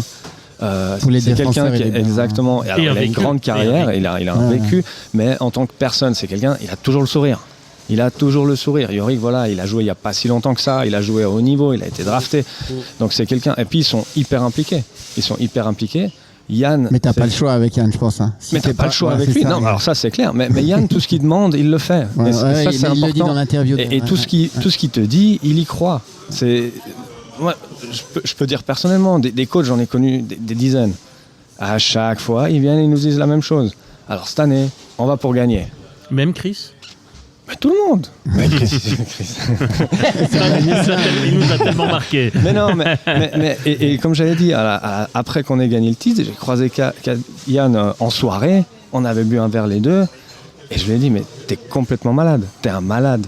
Et il m'a dit, mais pourquoi? J'ai dit, mais le premier jour, tu viens, tu nous parles de la coupe. Ouais, il nous a montré la photo de la coupe. Arrête. Ouais. Et toute la semaine, et tous les jours, un meeting. Et oubliez pas, on se prépare aujourd'hui pour le match 7. On se prépare aujourd'hui pour le match 7. Et tout le long. Et qui rentre dans la tête des gars. Et il est rentré dans notre tête. Et il me dit, et sa question, il m'a dit, ok, mais t'y as cru quand? Puis je dis, franchement, après 2 semaines. Il me dit, pourquoi pas avant? Puis je dis, parce que tout le monde nous l'a dit. Moi, j'ai joué à Lausanne, j'ai joué partout. J'ai joué, à chaque fois, les gars, ils venaient et disaient, on va gagner. Et il me dit, mais pourquoi moi, tu m'as cru? J'ai dit, mais parce que t'arrêtais pas. J'ai dit, au bout d'un moment, enfin, je me suis dit, on va l'écouter et on verra bien. Mais lui, il a mis tout en place. Il nous a donné toutes les chances pour qu'on y arrive. Et s'est jamais mis en avant. Il a jamais pris de crédit là-dessus. C'est pour ça, à chaque fois, j'ai une interview et il m'a dit, mais je vais t'engager comme agent. Mais les gens, ils se rendent pas compte parce qu'ils ont une mauvaise image de lui. Ouais. Mauvaise image parce qu'il le pense antipathique et tout. Mais c'est pas qu'il est antipathique, il a pas le temps de parler, il a pas le temps de cultiver cette image. Il a pas le temps d'être sympathique. C'est un gagnant. Non, il a pas le temps. Que gagner. Une heure d'interview, c'est une heure de boulot de perdu. C'est ça. Ouais. Et c'est pas plus compliqué que ça. Alors vous croyez que son discours c'est quoi pour cette année? Parce que maintenant, il a atteint le sommet au niveau suisse. Ah bah il lâchera personne. Déjà, il a faire le doublé et puis gagner la Champions League parce que je suis sûr qu'il y croit. Ah oui. J'ai sûr qu'il y croit. Ah, c'est sûr. Moi, dans l'interview, il y a un passage qui m'a marqué, c'est qu'il a dit que le lendemain de la victoire, il a changé le groupe WhatsApp avec les gens qui incroyable. partent. Il a supprimé le groupe WhatsApp. Non, mais ce que je veux simplement dire, c'est que la seule personne que je connaisse qui agissait pareil, c'était Del Courteau. Il gagnait Je me rappelle le dernier titre qu'il fait à Zurich, il se met en dehors de l'équipe, il prend sa médaille, il la met dans la poche. Et il est déjà en train de penser à le line-up de l'année d'après. Et pour moi, il y a du Yann Cadieux, enfin il y a du Del Curto dans ce genre de... Et c'est des gagneurs. Hein, et il y a un truc qui est très intéressant, c'est qu'à un moment donné, il explique qu'il a envie de faire une bonne carrière, mais qu'après il veut redonner aux plus jeunes. Et je crois qu'il est conscient que son énergie, l'énergie qu'il déploie pour tout ce qu'il fait en ce moment, ça ne pourra pas durer 20 ans. Parce qu'il est énergivore. Il est dans son prime. Pour les gens avec qui il travaille, mais pour lui-même. Pour lui-même, et à un moment donné. Alors il se voit continuer dans les juniors, comme tu dis, vers la fin de l'entretien. Exactement. Et je crois qu'à un moment donné, quand tu arrives à un certain âge, tu as envie de profiter de la vie. Et moi, je peux vous en parler parce que j'ai eu plein, à un autre niveau, mais ce genre de réflexion. Et après, quand tu te rends compte comment tu étais débile et ce que tu fais aujourd'hui, hein, on est dans des anecdotes incroyables. Hein. Moi, j'ai quand même, à mon mariage, je l'ai appelé pour lui parler du hockey. Non, en fait, il m'a dit 10 minutes je te laisse. Il me rappelle dans un quart d'heure, il me dit t'as fait quoi? Il me dit je suis allé me marier. Mais voilà, c'est parce qu'on se rend pas compte. On se rend pas compte qu'il y a autre chose dans la vie. Et il est dans cette phase-là, mais il a du succès. On est des bougies qui se consument, on sait pas où on en est. Mais après, il a une logique aussi. Il a commencé par les jeunes, il est monté petit à petit. Exact. Il s'est bien construit. À Ticino, il est venu assistant à Genève. Voilà, il y a une planification, il y a quelque chose de logique. Il a connu tous les niveaux. Et puis je pense que c'est ce qu'il y a de logique. Et puis, c'est beau comme il parle de son père aussi. Hein. Le respect, la valeur du travail. Et je pense qu'il veut transmettre ça aussi à ses enfants qui sont il n'est pas assez dur avec son fils. Bon, les gars, il n'y a pas que les bougies qui se consument, mais également le minutage. Comme d'habitude, on ne tiendra pas l'heure qu'on s'était attribuée. Mais on ne tient jamais, on le sait. Non, mais il va falloir un jour, hein, je vous avertis tout de suite, il va falloir être plus concis. Mais c'est la première de Benji. Moi, je parle trop. Bon, quelque chose encore à rajouter sur Genève? Ouais, juste que Lennström n'a pas joué contre Rouen, parce que je pense qu'il les ménage déjà un peu, puis qu'il donne du temps de jeu aux autres. Bon. Qu'est-ce qui nous reste? Bienne et puis Lausanne. Bienne et Lausanne. Alors allons-y avec Bienne et on finira en beauté avec Lausanne. Bienne, ça vous fait marrer? Non, mais Bienne vous nous écoutez trop souvent, je crois. Bienne gagné les deux premiers, perdu les deux suivants avec les Suédois finlandais, une grosse différence dans le jeu, quoi. Je sais pas quoi vous dire parce que j'ai l'impression de revivre la saison précédente dans les matchs de préparation. Ils sont empruntés, ça tourne moyennement, le powerplay c'est moyen. On dirait qu'ils sont pas prêts en fait. Ils sont pas prêts et puis d'un coup ils vont commencer à tout gagner. Donc voilà, on verra. C'est des matchs de haut niveau, ça leur fait du bien. Il y a les recrues qui sont intégrés. Au niveau des satisfactions, il y a quand même De Rungs qui a réussi à faire 2 points. Donc voilà, la grosse... hier contre Véchieux, on a vu les limites. Ouais, bien sûr. Vraiment les limites actuelles. Mais surtout dans la vitesse d'exécution avec et sans le puck. Et puis la blessure de Eponiemi. Et ça, c'est... 3 mois. Oui, mais retour de Olofsson. Ouais, retour de Olofsson et de Love. Qui commence à patiner. Ouais, mais ça, c'est pas pour tout de suite. Moi, j'adore ce défenseur. Olofsson, c'est cette semaine. Ouais, mais moi j'adore ce défenseur et Luca Conti aussi. Et Luca Oishi aussi. Ouais, mais ça change. Love, c'est un défenseur qui a pas beaucoup dans le championnat et il est très important pour Bienne. Surtout le power play, c'est pas la même chose avec ou sans lui. Et ça a été annoncé que pour l'instant ils vont pas prendre un nouvel étranger. Donc voilà, on va travailler avec cette équipe là. Mais voilà. Pas grand chose à dire. RAS, comme l'année dernière, très compliqué à se faire un avis sur cette équipe en début de saison. Mais comme d'habitude, il y a beaucoup de talent, il y a beaucoup de bons joueurs et puis il y a beaucoup de stabilité. Donc du coup, avec tout cela, tu peux avoir des résultats. Ouais, puis surtout, il commence avec 2 gardiens en santé. Hein. L'année passée, Van Poltenberg, il n'était pas là. Et là, cette fois, au niveau des gardiens, ils sont quand même bien lotis. Hein. Ils sont très bien. Ils vont pouvoir peut-être switcher un peu aussi, reposer, jouer, changer aussi l'alignement avec leurs étrangers quand ils seront tous de retour. Ouais. Mais comme il a dit Laurent, en fait, c'est vraiment dans la continuité. On dirait que les années passent et se ressemblent. C'est toujours un petit peu les mêmes gars, Brunner, Kunti, sont là, et puis quand ils jouent ensemble, ça marche. As, qui est toujours... qui est important, certainement aussi. Qui a été bon en Ligue des Champions, là. Bon vétéran, Delémont qui continue à sa progression. Bon, ben voilà pour bien, on ne fera pas beaucoup plus aujourd'hui. 58 minutes d'émission, messieurs, on va entamer la dernière partie qu'on va consacrer au Lausanne Hockey Club. Oui, alors, défaite à Cloton, 3-1. C'est si grave que ça? Non, moi j'étais inquiet qu'ils gagnent tout. J'étais inquiet pour eux qui gagnent tout parce que comme on sait que ça va vite vers le haut et vite vers le bas, j'étais inquiet. Donc là, c'est une piqûre de rappel et puis ça peut faire du bien à l'équipe de faire certaines corrections. Ils ont eu des matchs relativement faciles, qui se sont rendus faciles d'ailleurs, sur des bonnes entames de match. Mais voilà, ils ont quand même perdu Ria dans la prépa. Ça peut être un... Ria, Raffle... Ria, Raffle, pardon. Ah ouais. Donc voilà. C4 est malade. Ouais, Et Kenin, c'est surnuméraire. Ouais, Kenin est toujours surnuméraire. Pas une surprise, ça. Non, il explique dans l'interview que vous avez donnée avec John Foust. Mais voilà, je redis, tout va bien, dans le meilleur des mondes. Ils ont, premier match, ils vont à Fribourg. Deuxième match, le vendredi, ils vont à Berne. Donc là, tu as 2 gros matchs. 2 beaux tests, ouais. Et puis, troisième match, tu reçois Langnau. Tu es obligé au minimum de faire 3 points. Obligé. Contre Langnau. Mais franchement, on va pas paniquer si Lausanne s'incline à Fribourg et à Berne. Ouais, mais sauf que tu as joué mercredi, vendredi, de gros matchs et tu veux. Et le leitmotiv du début de saison et le discours du directeur sportif, c'est on s'est trompé en 21-22, en 22-23, où il avait annoncé que c'était la meilleure équipe de tous les temps au Lausanne Hockey Club avec une préparation incroyable. Ils avaient fait venir les étrangers pendant la préparation pour créer un groupe et ils ont fait un début de saison catastrophique. Ce qui leur a coûté les 2 saisons la place en play-off. Ils ont fait les pré-playoffs, mais ils se sont tués un petit peu contre Ambry en 21-22 et en 22-23, ils ont même pas fait les pré-playoffs. Donc là, il est important de faire des points tout de suite, donc il y a cette pression-là. Alors imaginons que Lausanne gagne à Fribourg et gagne à Berne. Ça serait dans ils sont bons pour perdre contre Langnau à ce moment-là, comme c'est l'équipe. Non, parce qu'à domicile aussi. Ouais. L'année dernière, si on analyse leur saison, je pense qu'ils font pas les playoffs à cause des matchs à domicile. Ils ont eu trop de défaites, notamment jusqu'en décembre à domicile. C'est pour ça que je vous parlais du match de Langnau. Ouais, mais le match de Langnau, oui. Premier match à domicile. Mais tu as joué mercredi, vendredi, tu rejoues samedi, ça peut arriver. Mais sauf que par contre, si tu arrives dans la configuration où tu as perdu tes 2 premiers matchs et tu joues Langnau le samedi qui est en début de saison est toujours meilleur qu'au mois de novembre parce qu'il joue à 150%. Et après, avec la fréquence des matchs, tu peux pas jouer à ce niveau-là tout le temps.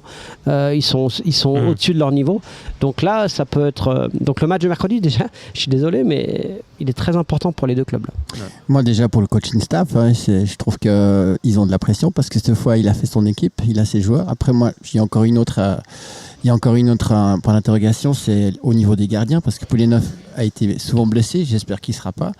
Et puis Hughes a fait une super saison jusqu'à ce qu'il soit claqué parce que le pauvre il a jamais joué autant de sa vie. Donc on a aussi vu ses limites au bout d'un moment. Mais simplement ce que je veux dire, au niveau des duos de gardiens, il n'y a pas un numéro 1 fort établi, je trouve. Il y a un bon numéro 1 quand il va bien, mais des fois il se blesse. Et après, c'est ce qui a causé tous ces problèmes. Après, moi je les ai vus jouer avec Laurent. Moi j'ai trouvé qu'ils ont un style de jeu énergivore. Ça veut dire que ils pitchent souvent quand ils sont embêtés, surtout contre les Finlandais qui patinaient très bien. Ils ont balancé beaucoup de pucks au fond. C'est moins structuré que certaines équipes avec le puck. Alors il y avait une glace pourrie, il faut le dire, ça c'est vrai. Ouais. Mais franchement, moi j'ai trouvé que souvent ils étaient embêtés, ils balançaient des pucks au fond et à suivre. Ce genre de jeu aujourd'hui, attention, parce que tu y laisses des plumes au niveau de l'énergie. Et puis il faut aussi que les gars aient du plaisir. Mais en tout cas, niveau de la pression, c'est aussi, moi je trouve, le coaching staff, parce que cette fois, il a une bonne équipe dans les mains, en tout cas il l'a choisi pour une bonne partie. Et puis moi ce qui me fait un peu mal au cœur, c'est de nous Raphaël, quoi. Il décolle pas, il est tout le temps blessé. Mais voilà, encore une fois, acheter un joueur de NHL, c'était il y a quelques années. Après, t'es fragile, peut-être que, voilà. Tu laisses des plumes, jouer dans ces rôles-là en NHL, c'est sûr que voilà. Après la malchance, là, ça peut tomber sur beaucoup, mais c'est sûr que jouer dans ces rôles 3-4e ligne en NHL, c'est pas facile après, quoi. Moi ce qu'on avait déjà parlé dans le premier bloc, c'est les gardiens, il vient d'en parler, mais si on fait un petit peu, on prend tous les clubs, Genève qui a été champion, Mayer a été le MVP de la finale et vraiment en feu. Vous avez Bienne avec 2 gardiens de très haut niveau, Van Pottelberg, équipe nationale, et puis Sateri. Ouais. Après, vous avez Zug avec Genoni, vous avez Roubec avec Zurich. Après, Lugano, ils ont leur Finlandais. Lugano et Koskinen. Fribourg, vous avez Berra. Davos et Schlieffen. Non, mais même Cloton, un très bon gardien avec Metsola. Enfin, voilà, les gardiens de Lausanne ne sont pas dans le top 8, selon moi. Intrinsèquement. Et donc, si ça se joue à des détails, les détails, c'est les gardiens. Donc c'est pour ça que je trouve que cette équipe est beaucoup plus cohérente, avec une ligne de centre cohérente, des ailiers de bon niveau, des étrangers qui sont intégrés, Pilote qui sera vraiment une surprise, qui je trouve vraiment bon. Mais si tu as ton gardien qui est souvent blessé, le numéro 1 et le numéro 1 bis qui a... Parce que il y a beaucoup d'interrogations dans toutes les équipes, dans beaucoup d'équipes avec les gardiens. Non mais d'accord, mais Philippe, mais quand tu viens à Lausanne, que tu arrives de Fribourg, où tu as joué parce que Béra était out, et que l'équipe jouait pour toi. Ouais, l'équipe jouait pour toi, et que tu arrives, et que si d'un coup tu dois être numéro 1, c'est pas du tout la même pression. Et puis tu es attendu. Tu as été sélectionné pour la Spengler. Sauf qu'on l'attend pas vraiment numéro 1 pour le moment. Pour le moment, il n'y a pas de numéro 1. Parce que dans l'opinion publique, c'est plutôt Poulenov qui est quand même devant. Mais je suis pas sûr. Poulenov, avant qu'il perde sa place l'année passée, il était très bon. Ils ont été très bons les deux gardiens en préparation. Sur les matchs qu'on a observés, ils ont été bons les deux. Donc là, dire sur les matchs de préparation, il y a un numéro 1, un numéro 2, on peut pas. Non. C'est vrai. On est déjà à la 4e minute d'overtime. Allez, on va écouter quand même Benjamin. Comment vous sentez ce Lausanne-là ? À voir, très, très, très compliqué à dire. Donc c'est un petit peu...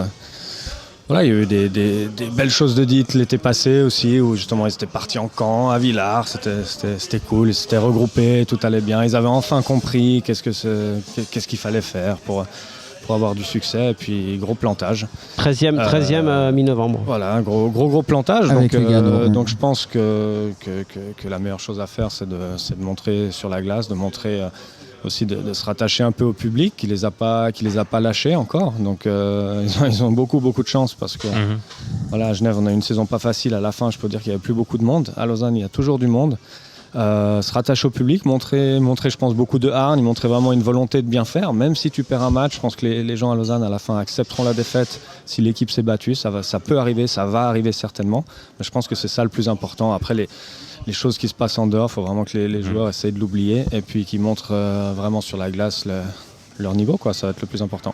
L'état d'esprit a changé à Lausanne, ça c'est peut-être un bon premier point quand même qu'on va relever. Oui, l'état d'esprit avec des rôles dilués. Maintenant, comme je vous ai dit, j'étais un peu interloqué sur certains choix, certains temps de jeu par rapport au statut.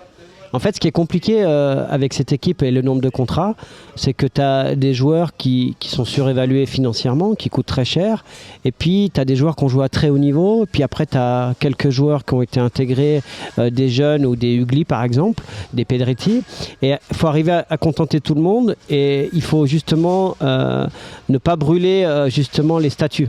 C'est-à-dire que ça peut aussi déséquilibrer. En fait, moi, cette équipe, elle est équilibrée sur la glace, mais elle peut être déséquilibrée si on la coach trop pour gagner. C'est ça qui est paradoxal, hein. On va me prendre pour un fou en disant ça, mais il faut vraiment faire attention, et l'équilibre d'un vestiaire est tellement fragile. Un seul joueur peut te déstabiliser une équipe. Si ton groupe il est pas assez fort ou pas assez structuré. Donc c'est pour ça que moi j'ai vu certaines choses qui m'ont un peu gêné. J'espère que c'est clair pour tout le monde dans la tête que certains joueurs ont autant de temps de jeu, et puis qu'ils commencent bien la saison. Et c'est l'importance de ce que tu dis toujours avec le fameux profilage. Par un joueur qui a des skills, qui est un excellent joueur, mais au niveau du profilage par rapport à l'équipe, il ne va pas forcément matcher dans le vestiaire. Et puis ça peut te pourrir ton vestiaire. Mais là, c'est beaucoup mieux. Maintenant, c'est par rapport au passé. Et malheureusement, c'est comme ça dans la tête des joueurs. Il y a quand même des statuts. Et lorsque j'ai vu en préparation des joueurs très peu jouer avec un gros statut, et d'autres beaucoup jouer avec un statut de nouveau, attention. Messieurs, la prochaine fois qu'on se reverra lundi prochain, certaines équipes auront déjà joué 3 matchs. On aura quand même plein d'enseignements. Comme on le sait, cette saison, et comme toujours d'ailleurs, on va quand même suivre avec un tout petit peu plus d'attention les 5 clubs romans. En conclusion, je vous donne pas le classement que d'ailleurs on laisse un peu planer le suspense encore sur le site planethockey.com, mais je vous donne quand même mon ordre d'arrivée des romans sans vous dire quelle est leur place. J'ai mis pour les romans 1 Bienne, 2 Genève, 3 Fribourg, 4 Lausanne, 5 Ajoie. Est-ce que ça vous paraît cohérent ? Moi, je mettrais Genève devant Bienne. Ouais, moi aussi. Je m'y attendais. Voilà. Pareil, je à 3 contre 1. Et je mettrais Fribourg en 2. Ouais, mais parce que vous aimez bien. Mais avant playoff. Non, avant mais playoff. Philippe, il dit ça parce qu'il aime bien jouer au hockey manager. Le hockey virtuel, nous, on connaît pas. Hein. Ouais. Désolé. Hein. Bah, puisque vous parlez de site également, parlons de hockey sur glace. Mais je vous coupe, excusez-moi, mais vous avez parlé de lundi et vendredi, on fait plus le vendredi. Ah, pas pour le moment. Ah, On d'accord. va attendre que ça se... non, ok. pour le moment, bah... Ok. Faut lire vos contrats. Hein, Ok, parce que tant mieux. Donc vendredi, je peux aller faire du paddle. Non, ça veut pas dire que vous bossez pas. Ok, d'accord. Par contre, il y aura un nouveau rendez-vous aussi avec Laurent qu'on est en train de mettre sur pied. Ça s'appellera Je m'explique. Et on vous expliquera pourquoi. Je m'explique avec. On met ça gentiment sur pied. Encore une petite chose, si vous voulez tout savoir sur ce championnat suisse 2023-24, il y a le fameux guide, le yearbook de Top Hockey qui est sorti, que vous pouvez vous procurer dans tous les kiosques. Vous pouvez également vous le procurer au prix de 12 francs. Très bien fait. C'est toujours chaque année, c'est un gros travail. Hein. Voilà, grâce à Planète Hockey, vous pouvez le faire. Bravo à Philippe Rouchetoul encore une fois. Effectivement, c'est un gros travail. Gros job. On va dire aussi bravo à Klaus Sog pour le yearbook allemand de Slapshot. Il faut quand même aussi... Je l'ai pas lu encore. Non, justement, mais d'habitude, en général, ce qui sort de la plume de Klaus Sog, on aime bien. Et il va venir nous voir. Oui, il va venir nous voir. Il nous a promis. Voilà, c'était votre première, Benjamin. Ouais, c'était pas trop douloureux. Non, ça va, on va vous revoir. Mais je sais pas si je peux me balader encore à Lausanne à l'heure actuelle. Non, ça va. Là, c'était franchement soft. Ah, ok. Non, c'était très soft. Okay, non, puis... Mais en fait, j'ai remarqué un truc. Je me suis dit, toi, t'es le plus genevois des Lausannois ou vice-versa. Ouais. Mais en fait, je dirais plus, t'es le plus... Genevois, Vaudois des Genevois. Parce qu'en fait, tu viens de Orbe, j'ai vu. Non. Bah, alors, c'est mon origine, canton d'origine, mais j'y suis jamais allé. Okay. Je suis né à Genève. Ouais. Ok. Je suis né à Genève, j'ai grandi à Genève, et puis j'ai fait 11 ans à Lausanne. C'est pour ça que t'es un Genevois qui s'est exilé par la force des choses. À Orbe, en ce moment, il y a le président des Léguis du Lugano, si vous voyez ce que je veux dire. Ouais, mais rien à voir. Le point de chute. Et pour finir, Philippe, pour parler de Benji, on l'avait dit dans l'analyse de fin de saison, on était très content pour lui par rapport à sa carrière qu'il soit champion. Mais un des gros manques. Il y a beaucoup de gens qui n'ont pas parlé de ça, de la promotion. Mais je suis désolé, lors de la promotion, Osberger, Berton, Antonietti, moi j'étais voir tous les matchs. S'ils sont pas là, ils ne montent pas. Non mais vraiment. Merci Laurent. Non mais vraiment, moi j'ai adoré ce trio. Ils s'entendaient très très bien dans la vie hors hockey, ça se voyait. Mais dans ce qu'ils ont amené dans l'énergie sur cette glace, et quand j'ai parlé avec certains joueurs de Langnau notamment, ils ont dit que c'était infernal de jouer contre eux. Donc du coup, une belle promotion dans sa ville qu'il a adoptée de nombreuses saisons. Le pied de nez, c'est qu'il part à Rouen, il n'est pas gardé, et Yann Alston le rappelle pour revenir à Lausanne. Et ça, il fallait le faire quand même, d'aller jouer dans le championnat français, se faire rappeler par le Lausanne Hockey Club pour rejouer dans le professionnel. Ça, il faut le faire. C'était à cartonner à Rouen, en fait. Bien sûr. Je me rappelle très bien. Jouer, prendre la confiance, quoi. Birbaum l'a fait aussi. Avec Chamonix, capitaine et tout, il avait fait un très bon début de saison. Après, il est parti à Ajoie. Et ensuite, revenir à Genève et aller chercher le titre. Donc, c'est quand même des moments... professionnellement, il explique que pour l'instant, il va se soigner, etc. Il va avoir la suite. Mais ce bagage-là, tu l'as en toi, et pour la vie future, c'est pas donné à tout le monde. C'est marrant, moi j'avais préparé un papier sur toi, pas un papier, un petit mot là justement. Puis alors vas-y. Non mais c'est drôle parce qu'on a eu Gerd et il nous a parlé de la ligne. Il a dit, il en parle encore aujourd'hui. Mais c'était aussi un peu sa trouvaille. Il était hyper fier. Et c'est vrai, c'est juste incroyable. Avec Christo, vous avez. Mais je vais te dire un truc sur Gerd, très très très vite fait. Tu vois, c'est quelqu'un. C'est sûr, quand tu vis une aventure comme une promotion, un titre, t'es connecté à vie, etc. Gerd, je l'ai appelé il y a pas très longtemps parce que j'allais justement sur Fribourg et je l'ai appelé pour boire un café. Il était pas là malheureusement, mais tu sais, on a joué ses playoffs et puis on a gagné le premier match contre Viège en quart. On a perdu le deuxième à Viège lamentablement. Et on était, avec Berton, on était au fond du bac, à râler, tout allait mal, voilà, on allait de nouveau perdre, c'était la catastrophe. Il est venu, et puis en fait, il nous a filé 100 balles. Puis il a dit, ce soir, vous sortez, c'est moi qui paye, vous sortez, vous revenez juste en forme la prochaine fois. Et le match d'après, on a les deux marqués, où tout s'est bien passé. Et en fait, c'était notre rituel. On avait embarqué encore Corso à l'époque avec nous. Ah on avait ouais, besoin d'un garde du Corso, corps. italien, On avait besoin d'un garde du corps à il était l'époque. très bon. Et tu vois, et ça, c'est un truc qui sait. Donc, Et vous avez piqué 100 balles chaque fois Non, après bon. ça baissait un peu. On allait lui demander pour rigoler. Il nous voyait partir en soirée. Puis on lui disait, t'as pas 100 balles et tout.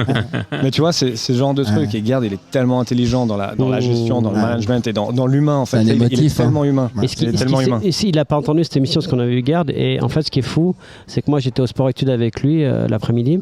Et lorsque vous partez faire votre premier match, je suis à table et il reçoit un appel en disant que c'est fini, qu'il ne sera pas le coach l'année d'après. Et là, tu es en face et tu sais ce qui se passe. Mais c'est horrible. C'est horrible. Et en fait, à chaque fois que j'allais au match, moi, j'étais comme un dingue quand il gagnait parce que t'as envie de le porter, le mec. Et du coup, je pense que les trois là, ils ont bien aidé le Lausanne Hockey Club avec un grand Christo aussi. On l'a aidé, on le savait aussi, il nous l'avait dit. Il nous l'avait dit tout de suite, voilà, que c'était fini pour lui, etc. Il nous l'avait dit. Et qui joue encore plus pour lui. Hein. Mais exactement, et un coach, il est dans la famille. Alors, tu n'as pas la même relation avec un coach qu'avec un coéquipier, c'est sûr à 100%. Mais je vais te dire, j'ai retrouvé ça seulement à Genève, où je ne vais pas donner de nom. Il a retrouvé un club aujourd'hui, tant mieux pour lui, j'ai averti. Mais Genève, ils ont pris un gars qui était là pour travailler avec le staff, qui a parlé sur Yann du début à la fin. Du début à la fin, il n'a pas arrêté. Il n'a aucune idée. Les entraînements, si Phil Poula ne vient pas sur la glace, etc. Et tout le long, il a parlé comme ça. Mais finalement, le coach, c'est la famille aussi. Il est dans le vestiaire, il est dans le groupe. Ouais. Et je peux dire que lui, après 2 semaines, il était au placard. C'est ça. Il lui a dit, écoute, tu as un contrat, voilà, je te donne ça, tu prends les jeunes, tu te démerdes. Mais tu vois, défendre le coach, ça fait partie aussi, quand tu as un noyau qui est dur, c'est hyper important. Tu fermes la porte tout de suite à tous les gens qui se plaignent. C'est comme ça que tu as des résultats. Important. C'est comme ça que tu as des résultats. C'est la loyauté. Mais moi, je me posais la question, entre un titre où tu as un rôle en vue de champion suisse ou bien le titre en Liga sur le 4e bloc, je sais que c'est complètement différent, mais au terme d'émotion, ça doit être assez comparable, je pense. Oui. Bah surtout, tu vois, à l'époque, Lausanne, c'était quelque chose d'ultra attendu. C'était un objectif. Ouais. Et puis, 9000 personnes. À ce moment-là, tu penses pas à gagner le titre en Liga. Tu te dis, je veux faire la promotion à Lausanne. Après, bon, c'est clair que ça a été un peu plus compliqué pour moi à Genève, surtout sur la fin. Où, voilà, en fait, je patinais même plus. Blessures, quoi. C'est ça, ouais. Je patinais même plus. Même mon objectif de début de saison, quand on en avait parlé avec Yann, je lui ai dit, écoute, moi, match 7 de la finale, je suis sur le banc, je suis pas en tribune. C'est mon seul objectif. Bon. Je veux être dans les 12. C'est beau, ça. Et il m'a gardé là, si tu veux. Il aurait pu mettre n'importe qui. Il aurait pu me dire, mais déplace-toi même pas, ne viens pas. Moi, je pense pas qu'il t'a pas gardé par hasard. Parce que moi objectivement, je me rappelle quand on voyait le line-up de début de saison, parce qu'il y avait beaucoup de joueurs. En plus, il y avait De Rungs, encore tout ça. Je me suis dit, putain, sérieux, le 4e bloc, je sais pas comment ils vont faire. Vous avez tellement de bons joueurs encore sur le banc. Et puis même, Tanner Richard était sur le 4e bloc au début de saison. On oublie ça. Mais aujourd'hui, même, tu vois, pendant l'année, on a eu Josh Joris en 4e bloc. Ouais, c'est ça. Josh Joris. Non, mais sérieusement, si on regarde sa fin de saison, c'est un de nos meilleurs joueurs. Spengler, quand il est parti à Spengler, c'est plus le même joueur quand il est revenu. Il a pris beaucoup de confiance, mais c'est toujours pareil. Robert Mayer fait la saison de sa vie. Il finit en équipe nationale. Avant, il était pas en équipe nationale. Tanner, il finit en équipe nationale. Vous êtes champion. Et puis, franchement, toi, moi, je pensais pas que tu serais dans les 4 blocs, objectivement. Ouais, mais c'était très compliqué. J'avais une mauvaise fin de saison l'année d'avant, justement avec Cats. On n'est pas parti. Enfin, on n'a pas commencé sur des bases très très solides. Et la seule question que je lui ai posée, je lui ai dit, écoute, je dois faire quoi pour jouer ? C'était pas la question. Elle était simple. Qu'est-ce que je dois faire pour jouer ? Point à la ligne. Et il m'a dit, écoute, tu dois être le meilleur l'été. C'est ça. Et je peux te dire, je me suis mis la première fois. Non, première fois de ma vie, tu vois, j'ai fait un régime strict, j'ai pas bu une goutte d'alcool, pas de coca, pas rien. On a fait des montées du Salève, j'allais plus vite que lui alors qu'il le fait tous les jours. Il m'a dit à la fin, mais la montée du Salève, jamais j'aurais pensé que tu montais le Salève. J'ai dit, mais j'ai jamais fait ça de ma vie. Il m'a dit, mais t'es malade. Il m'a dit, t'es malade. Non, mais vraiment, et j'ai travaillé comme un malade. C'est peut-être là que t'as gagné ta place. Oui, certainement. Puis un titre sur tout ça. Oh là, ça déjà fini. Je peux en placer une ? Non, allez. La semaine prochaine, c'est vos femmes que je vais inviter. Elles parlent moins que vous. Hein. Ça, c'est sûr. Moi, j'ai une dernière question pour toi. J'ai la dernière question pour lui. Christian, je vais vous mettre en congé tout de suite. Hein. Non. J'ai la dernière question pour lui. La suite pour toi, c'est l'arbitrage ou la vallée de Joux ? Aucun des deux. Non, Vallée de Joux, j'y vais avec grand plaisir. C'est magnifique, j'adore. J'irai voir les matchs là-bas au Kéad et tout. Arbitrage, non. Non, mais je parle à cause de ton frère pour l'arbitrage. Et puis lui aussi. Pas mal le spot. Ouais, très drôle, très drôle. Non, mais je me réjouis de voir. Si c'est son truc, ça lui plaît. En tout cas, il a l'air d'y croire. Hein. Il y croit. En tout cas, il est parti là-dedans vraiment pour l'après-carrière. Moi, je pense que c'est pas mal d'avoir des anciens joueurs. On n'aura pas tellement envie de discuter avec lui, franchement. Hein. C'est un gentil, ton frère. Il va être sympa, c'est un gentil. Mais est-ce que tu peux arbitrer avec une grande barbe comme ça? Bonne question, mais je suis pas sûr. Tu dois faire des couettes. Bon, d'accord. Allez, ça suffit pour aujourd'hui, messieurs. C'est sympa. Merci encore d'avoir participé à cette émission. Merci à toutes et à tous de nous être à nouveau fidèles, je l'espère. On se retrouve donc en radio, sur YouTube. On se retrouve tout au long de la semaine sur planethockey.com. Merci. Et puis voilà, je crois que j'ai à peu près tout dit. Non, on va conclure comme d'habitude. Alors, n'oubliez pas que, et on peut le dire maintenant très clairement, le hockey sur place, sur place, c'est bien, mais le hockey sur place, non, le hockey sur glace, c'est bien, mais le hockey sur place, c'est mieux. Voilà. Et vive le hockey roman. Allez, bonne fin de soirée. Bye bye. À toutes et à tous. Bye bye.